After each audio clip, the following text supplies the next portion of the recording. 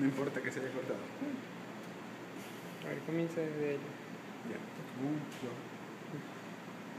Después de haber descrito la fuente Terco MB1300, procedemos a describir el equipo Terco MB1045, el cual nos permite aumentar la carga del motor al cual esté conectada.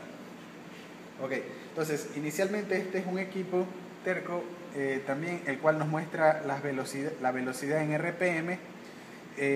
Tenemos el switch de encendido, el switch que nos indica la visualización entre potencia en vatios o torque en newton metros. De acuerdo a ese selector yo puedo visualizar una de las dos variables. Este cero nos permite ajustar el cero de potencia o de torque para calibración del equipo. Con este potenciómetro que tenemos aquí es el más importante, el cual nos va a permitir variar la carga aplicada al motor. Básicamente este freno funciona aplicando un campo magnético hacia un núcleo ferromagnético, el cual se puede observar en la parte superior, y al aplicarse un campo magnético hacia el proveniente o controlado por este control de freno, el que estamos viendo acá, podemos nosotros detener o permitir la rotación libre del núcleo ferromagnético que está conectado al eje del rotor. Este equipo está conectado al eje del rotor, como podemos observar en la imagen. Entonces, de esa manera es el principio de funcionamiento básico del freno de carga. ¿Qué podemos observar en la parte posterior del freno? Tenemos una serie de entradas y salidas, terminales de entradas y salidas. Bueno, básicamente lo que tenemos acá es una señal de control de 0 a 20 mA estandarizada, la cual permite variar hace la misma función que el potenciómetro de control de freno o de carga que ya habíamos descrito. Con él puedo variar la carga externamente, es decir, puedo hacerlo remotamente. Eso me permite esas terminales de control. La terminal de freno, la cual observamos aquí, es la que sirve para enviarle hacia el equipo, hacia el control, hacia el accionamiento del freno, la señal de campo magnético variable para permitir la rotación libre o frenar el eje del motor, ¿no?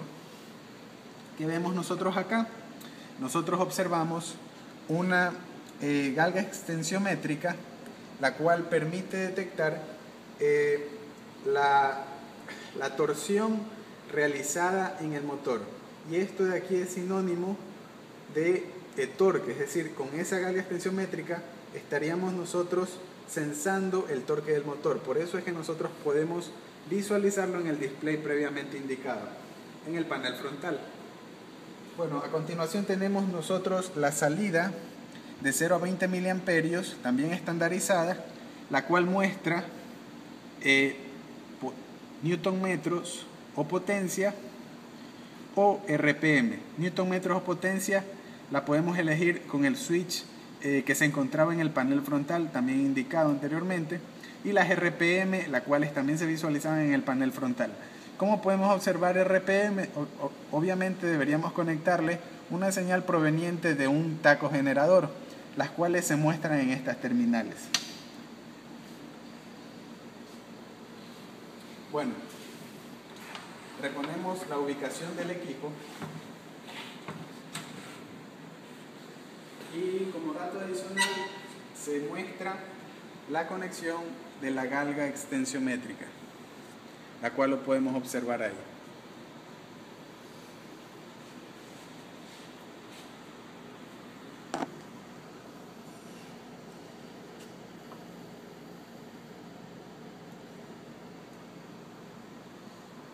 Ok. Bueno, continuando con la descripción de la bancada Terco, tenemos el taco generador, el cual está conectado mediante una banda hacia el eje del motor. Este taco generador Terco tiene aproximadamente una relación de voltaje a RPM especificada en el motor, en el mini generador, el cual está indicado en la imagen. Tiene un capacitor en sus terminales para evitar las fluctuaciones de ruido debido a vibración del motor. Esas terminales están conectadas hacia las borneras que podemos observar aquí. La polaridad rojo-negro dependerá del sentido de giro del motor. Por lo tanto, es importante visualizar qué polaridad tiene antes de realizar la conexión en el equipo Mouseless y también en el equipo MB4200. Sin embargo, en el equipo MB, cuando realicemos la práctica en el MB4200, vamos a emplear un taco generador AC. Eso podrá ser cambiado posteriormente. Bueno, nosotros podemos observar la relación de voltios a RPM indicada aquí en la placa del taco generador, 20.8 voltios a 1000 RPM. Entonces, mediante esa relación yo puedo calcular las RPM de acuerdo al voltaje que me mida en sus terminales el taco generador, en sus borneras. Bueno, procediendo con la descripción del equipo de la bancada Terco, tenemos nosotros un motor DC. Este motor DC tiene como datos de placa, lo más importante son la corriente nominal, son los datos de placa, ¿no? Tiene en sus terminales de armadura un voltaje nominal de 220 voltios, como podemos nosotros observar en la etiqueta rotulada como en la terminal indicada como rotor. En el rotor, en la armadura, se producirá la mayor corriente, por ahí circulará la mayor corriente debido a que ahí se debe transferir la potencia del motor, dado que en la armadura, al estar conectada, estar en el rotor, es la que permite variar la carga, mover la carga mecánica. El circuito de excitación o de campo tiene un voltaje nominal de 220 voltios DC y una corriente de 0.55 amperios.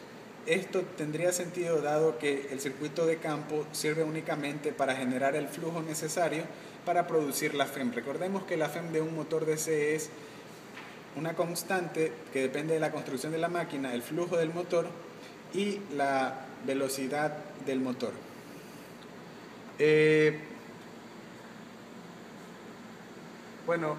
La velocidad del motor nominal cuando está en conexión shunt o paralelo es de 1700 RPM y la potencia máxima mecánica que puede entregar es de 1 kilovatio. Como generador puede entregar una potencia eléctrica de 1.2 kilovatios y puede girar hasta 1700 RPM.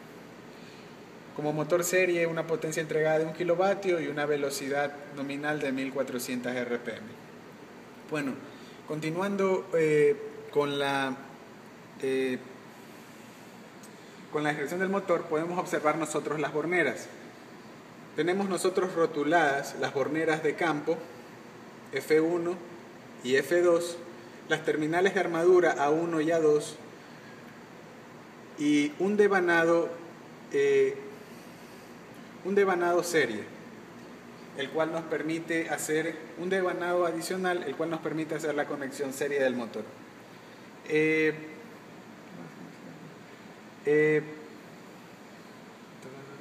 motor es el motor MB1006 de la marca Terco nuevamente, como podemos observar, y así es como lo deberíamos describir al motor o identificar.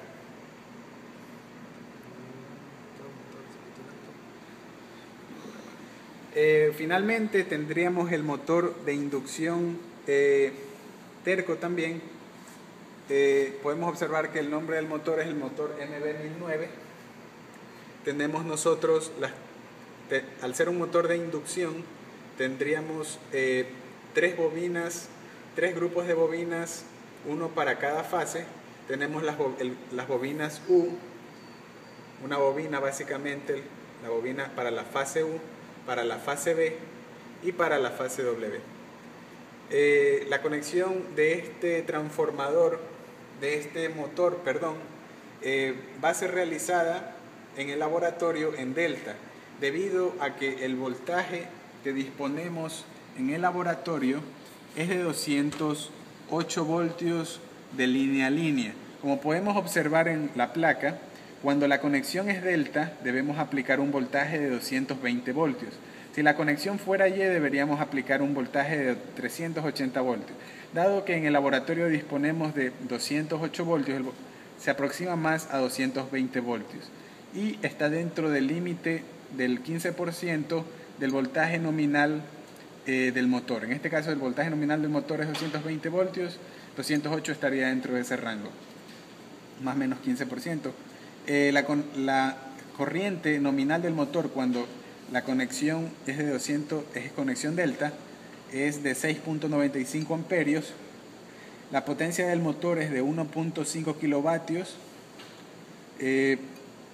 y una revolución, unas RPM nominal de 1420. La potencia en HP es de 2, tiene un valor de 2. Bueno, esos serían los datos más importantes de este motor.